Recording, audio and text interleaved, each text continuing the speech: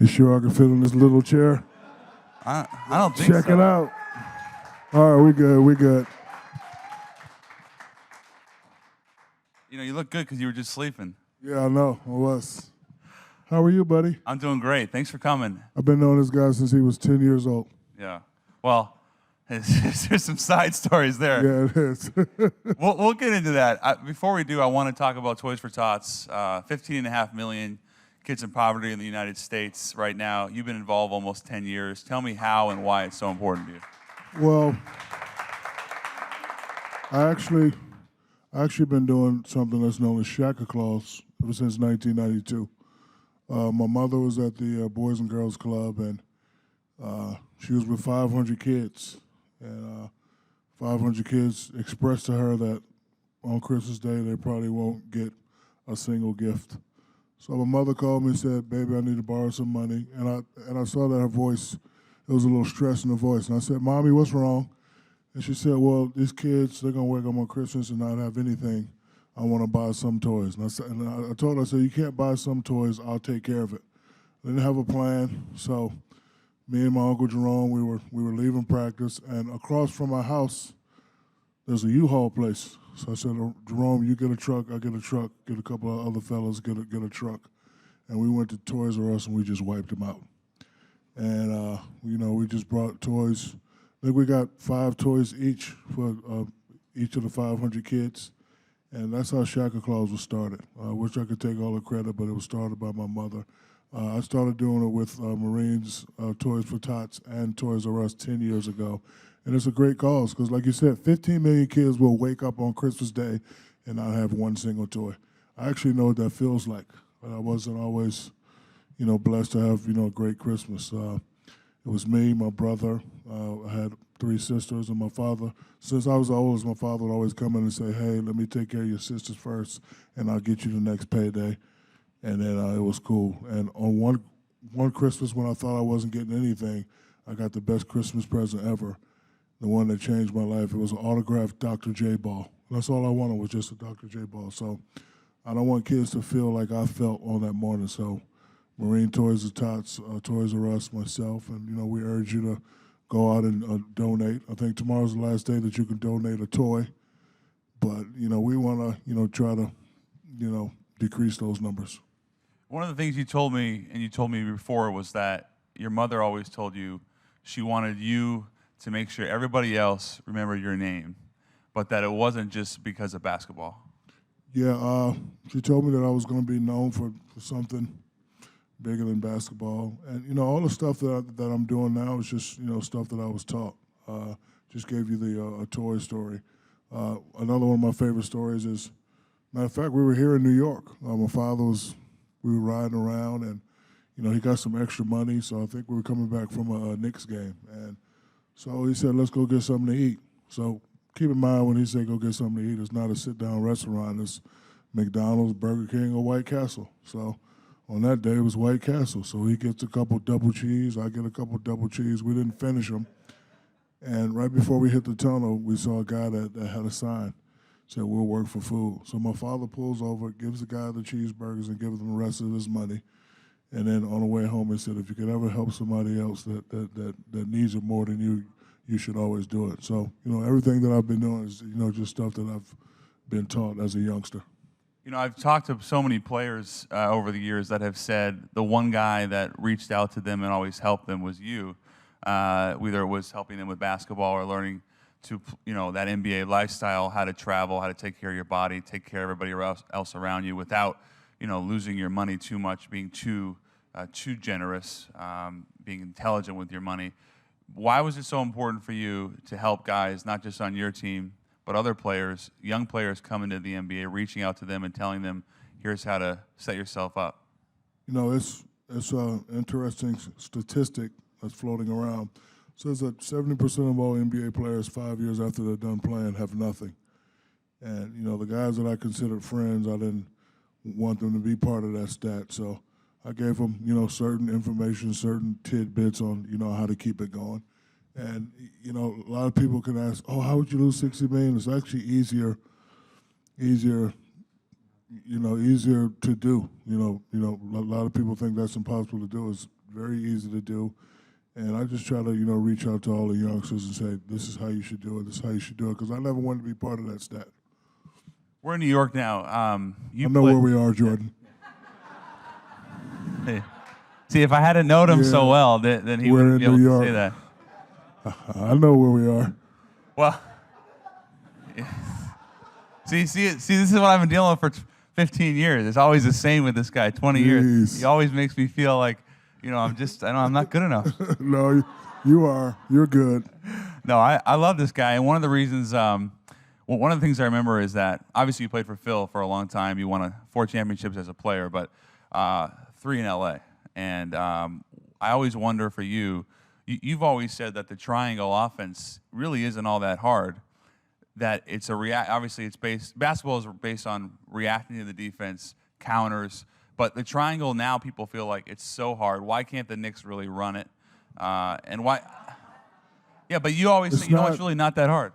It's not hard. You just have to be able to sacrifice. You gotta like come off the ball. A lot of Knicks players, they just dribble between their legs, and it's okay, but it won't get you to that next level. With the triangle, the ball is constantly moving. The defense is second guessing what you're trying to do, and it definitely works. And I know people will say, "Oh yeah, of course it works with Michael and Scotty and Shaq and Kobe. It's easier." But New York has some similar players who can really fit in that triangle system. They just have to sacrifice and just run it. If you run it, it's worked. Yeah, well, it's obviously worked for a lot of different players, and the Knicks, for some reason, haven't run a lot of it. They run, styles of it, but it's not really. Because they dribble too much, and they shoot too much, and they don't pass. Sorry. Shaquille, we talked a little bit about this. What did you make when Phil Jackson went out and said, LeBron with his posse? I know that rubbed people the wrong way. You talked to me a little bit about it. How do you feel about that statement? Well, it was one of those statements that could be taken both ways. Paucity in our circle has a negative connotation. Posse, when it's said by somebody of Phil's stature, means you have guys that are hanger-oners, gold chains, right, disrupting things, very disrespectful, making noise. And, but in LeBron's case, his crew is not a posse. He has 3 or 4 guys that he grew up with. I think they call themselves the 4 Horsemen. He's given those guys great opportunity. Maverick runs his business. Rich is Maverick Carter, Rich Paul. Yes, yeah. Rich is an agent, and Randy does the security and does family stuff, and they're very professional. And nobody in his crew has ever gotten into trouble. So I just think it was the wrong wording. And but Phil's not racist by any means. Phil's just one of those old school guys. He just says it, and in the times we live in now, people are very, very sensitive. But I understood why people were upset. But in LeBron's defense, his crew is not a posse. Yeah, I would agree with that. We've seen Golden State revolutionize the NBA, shooting more threes, making more threes than any team. Klay Thompson last night was, he had see that? Yeah, it was unbelievable. He had 60 points after 3 quarters. Wow. But it's not just him. It's obviously Stephen Curry, and now they bring in Kevin Durant. But one of the things you've also seen with that team is a small ball lineup, specifically putting Draymond Green at the 4 or the 5. I'm wondering for you, and this is a trend now, you have wings that are now playing the 4 spot, and we've talked a lot about in the past about bigs that are growing up away from the basket. What do you think about this trend, and is it good for the NBA? I mean, the center spotters, they're all products of their environment. And I think it's basically my fault because I was brutalizing so many people down low that the young kids didn't want that. Yeah, they didn't want that. That the young kids watching it is like, I don't want to do that. Let me just step out. And guys are stepping out now. I just think it's fun, but for a big man, I don't really like seeing big guys shoot threes. Even though some guys like Porzingis, they have the ability to step out and really make them, but it's an old saying: you live by the jump shot, you die by the jump shot. I would like to see big guys play big and beat people up. For example, if I was playing against Klay, he wouldn't have had 60 points in 3 quarters. I'm guaranteeing you that. I'd have knocked him on his ass, Jordan. Yeah, not only Twice. that, you told me. Can I say ass on Yeah, the AOL? Okay, I'm just. I don't want to get fined. Shaq was fined by AOL for saying ass. After he was caught sleeping in the right. green room.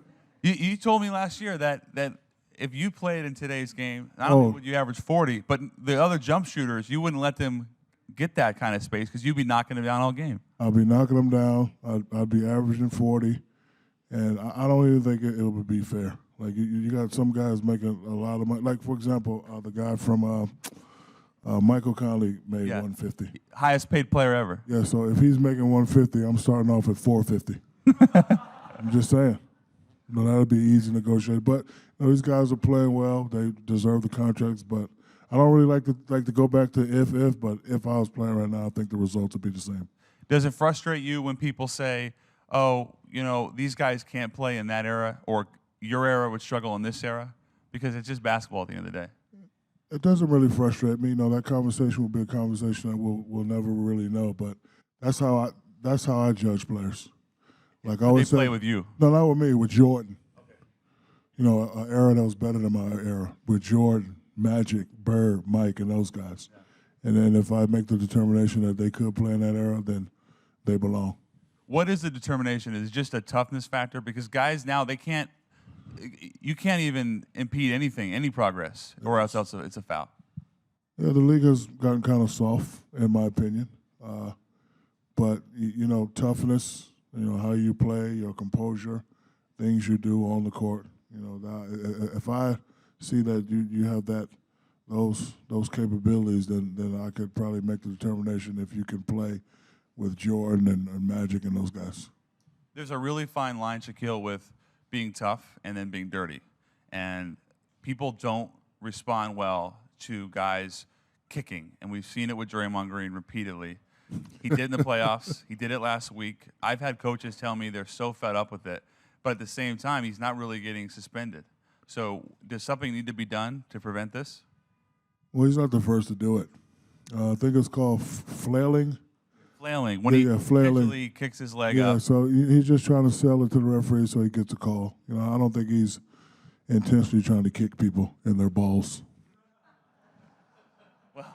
And face. Yeah. Twice. Yeah. Well, 3 times now. Yeah. I mean, when you see that, is that disgraceful to the game? What do you think about that? It's been going on for years, and I just think because he's made contact in certain areas, now we have a lot more focus being put on it. But, he's not the first guy to do it, and he won't be the last.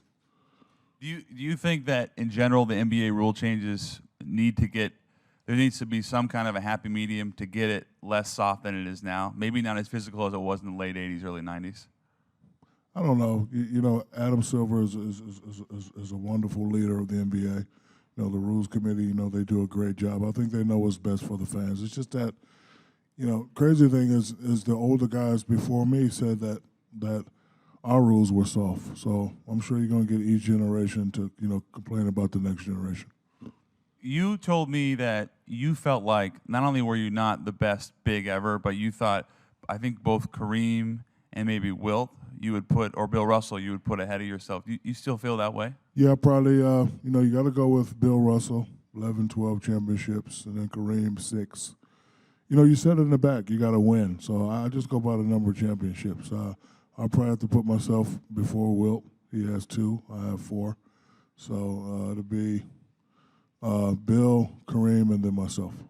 And then Kobe, in terms of shooting guards, would you put him right below Mike? He took a lot of shots. Yeah, and Mike was the best ever, but my guy was Dr. J. Like a lot of people don't really talk about Dr. J. I got to keep his name alive. Dr. J was the one that gave people their swag. If it wasn't for Dr. J, wouldn't be no Magic or no Mike. But to answer your question, yeah, Mike, and then probably Kobe. So the Mount Rushmore for Shaq, the 4 best, not positions. Those 2, Russell, maybe Magic, and Mike. Yeah. And then Shaquille? No, I'm not on that. Maybe Kareem. Probably Kareem. either Kareem or Bill Russell again. I wonder for you, Shaq, when you hear people say that, oh, Shaq is he's just a basketball. You're not just a basketball player. You're doing the acting. You've actually had a relatively successful music career. You had a good album, a good single. That's pretty. This guy. Okay. Well, can you tell us about the spot you just did with Kendrick and Jeremy Piven for American Express? This spot for American Express. We urge you guys to continue to support small businesses. And the first commercial I did was with Kendrick Lamar in a place in LA called Soaptopia. They sell a whole bunch of soaps. Second one I did was with Jeremy Pivens. We were in a dog store in Chicago, and the last one I did was with Wanda Sykes. And they were great spots. They were definitely well written, well shot, and just all about having fun. My music career. That was a good comment. You got me on that one. You got me. Shazam was not the best movie, but first of all, it's Kazam. I know. I call it Shazam. I call it Shazam. I get it. Yeah. Shazam because it was a piece of. Shaquille. I got it. Yeah. I got it. Like the Shaq-This. Yeah, I got see it. What I, Listen, but I was forced to do that movie. I think they must have some pictures. No, this is what happened. Paul Michael Glazer, you know who that is? Yeah. So he lived like 5 houses down from me. I used to play with his son a lot, just hang out with him. So he comes one day and says, "Hey, my son had a dream about you being a genie. Let's do a movie." And I was like, "Nah, wow. I can't do it." And he come back, "Yeah, I got you $2 million." I was like, "Nah, I can't do it. I got you $5 million. Can't do it. I got you $7 million. When do you want me to start shooting?" So, we shot it in 30 days. And first of all, it's a kid's movie. You're too old to be watching that damn movie anyway. Just a wretched film, man. I know, right? Yeah, it was pretty bad. It's terrible. It wasn't terrible. All right, it was awful. Yeah. Right. I will say that Blue Chips was actually a good movie. Thank you, I appreciate it. When you actually played with Penny. Listen, I was a youngster that was always on punishment. A guy that always had dreams. Guy from about 15 miles away in Newark, New Jersey. So when people come up to me and ask you to do a movie, what you think I'm going to say? No, I'll say, hell yeah, I'll do it. Whatever you need me to do, I'll do it. So it was fun for me, because Kazam was a learning experience, but I've done 13 other movies, Jordan. Wow. You're also now acting you were in Fresh Off the Boat last year. Yeah, Fresh Off the Boat, I did that. When you were a car salesman? I have no idea what I was. Yeah. I do so much. It was pretty good. I will say Did you see my Tom Green movie? I have not seen that one, no. You didn't watch Freddie Got Fingered? I haven't seen it. You got to check it out. Tom Green from the Tom Green Show. Yes. I did one of his movies called Freddie Got Fingered. Okay, I'm gonna rent that tonight. Yeah. Yeah. Mommy, would you like some sausage? Yeah, it's a good movie, probably. Yeah, no, it is. You want me to tell you what I did in the movie? I had to do his mom at the end. Oh. Yeah, I did a love scene with his mom.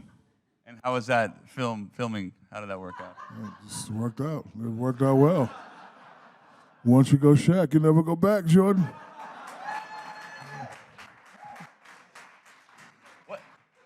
What is your favorite nickname? Because my favorite was Big Aristotle. I have a new nickname. All the other ones you could just... Yeah, they're done? Shaq-This? Yeah, all is done. My new nickname is the Big Hoffa. The Big Hoffa? Yeah, Hall of Famer Hoffa. Oh, okay. The Big Hoffa. Yeah. That's how black people spell it, H-O-F-F-A. Hall of Famer. Okay. Yeah, and Hoffa. Maybe some merchandise opportunities. Yeah, it is. This guy. I'm business thinking, guy. Yeah, you are. Yeah. We talked about earlier when we met when I was so young. The thing about Shaq is that first of all, at that point when I was 10 or 11, Shaquille O'Neal is, not only are you bigger than life, but you literally are. And Joke number 2, one more joke, you're going to be in trouble. When I met... Keep it up, Jordan. Keep sliding them in there. When I met Shaquille, the Jordan joke meter. Go ahead. He used to want to help me with my homework. The problem is, it was always wrong. Okay. He said, you got some algebra to do? Yeah, let me get on this. I said, oh, okay. I bring it to the teacher. They say, what is this? Where's the proof? Yeah. Shaq doesn't need proof, I guess. Yep. You know? That's a true story. It is true. But, you were pretty good at school. You helped me out.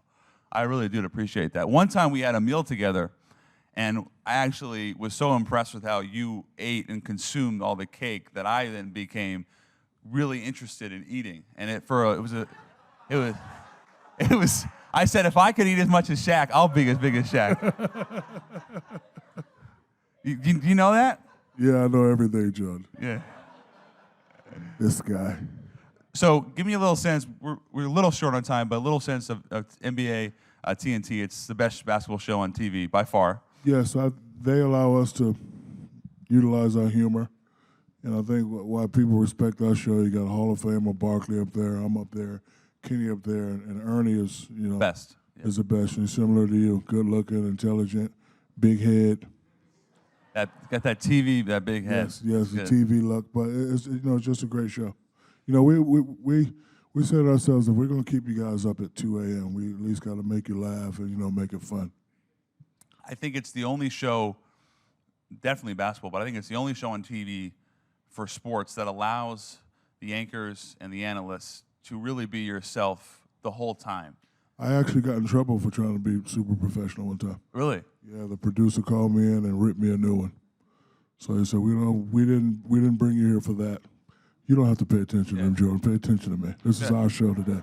It's our show. Don't worry about them. They said to you, don't actually give me that professional. Yeah, they said, we don't want all that Brian Gumbo stuff. We don't want all that. We want you to be Shaq. So, you want me to do that? So that's why you see, we just Shaq and the Fool and all that stuff. Are you familiar with Shaq and the Fool? Yes, I am. Yes. It's actually one of your best. Thank you. And it's a great blog and theme now that's become great. Do you feel like the chemistry, is it almost like for the viewer, we see you guys having fun and laughing, is it like the same offset or during breaks? It's the same offset. I've always been a team player, so they already had a great show without me. I just wanted to go in and blend. And a lot of people think that Charles Barkley and we really hate each other, but people don't know that his mother and my mother were best friends. Charles' mom passed away about 2 years ago, but they were best friends, so we kind of had to learn how to respect each other and just keep it on a professional level. But he's a great guy. He's a very funny, outspoken guy. And is this something that, Shaquille, you'd love to continue doing for a long time? I mean, you really enjoy it? I just want to continue to make people smile. People ask me all the time, how do you want to be remembered? And this is a surprising answer to some people. Just want people to say Shaq was a nice guy. Doesn't matter what I did, how long I played, how much money I made. Just want people to be able to say, I met Shaq. He was a nice guy. He didn't have a posse around him. Well, I can tell you that you're one of my favorite people, and so much more than basketball, so I really appreciate it. I'd love to invite, make sure I get everything right, Staff Sergeant Nicholas and Gunnery Sergeant Myrick up to the stage from the Marines.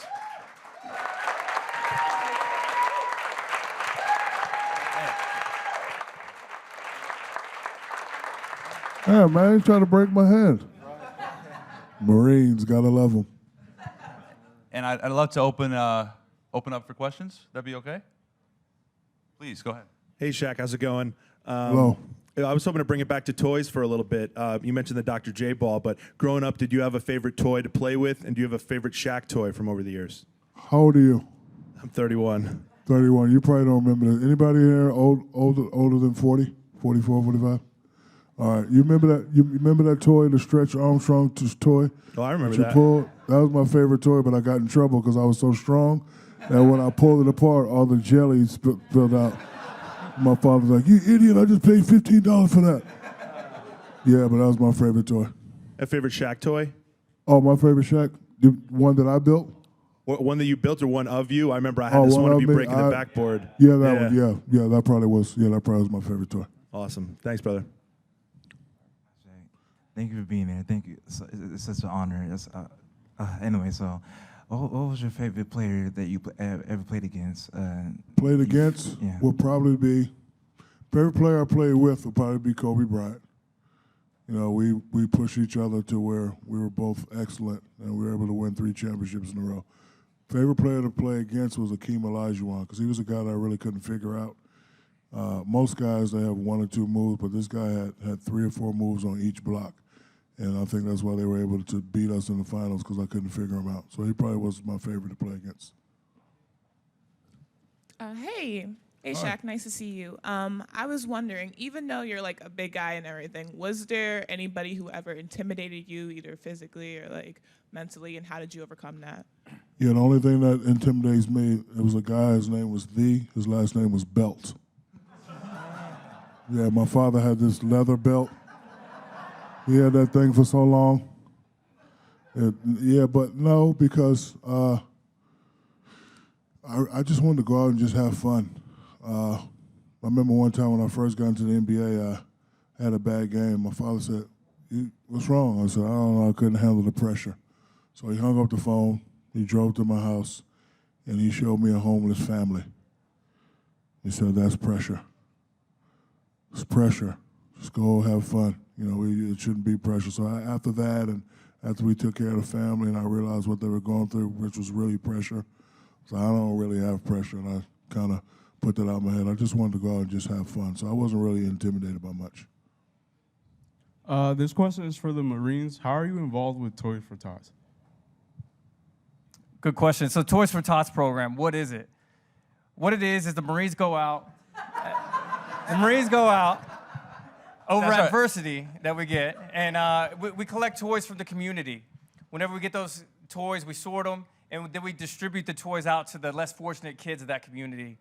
And what does that do? That provides them with a little bit of Christmas or holiday spirit, and then provides them with a little bit of hope to go forward. So that's what we do with the program. Yeah. Thank you. Yeah. Just so you know, today is the last day to donate to Toys R Us. It's tomorrow, actually. And cash donations are also available at toysrus.com. You can also go in the store through Christmas, make a donation. One toy obviously makes a big difference. So if you can do that, that'd be awesome. In the meantime, Marines, thank you so much for coming. Really appreciate it. Thank you very much. Thank you for having us.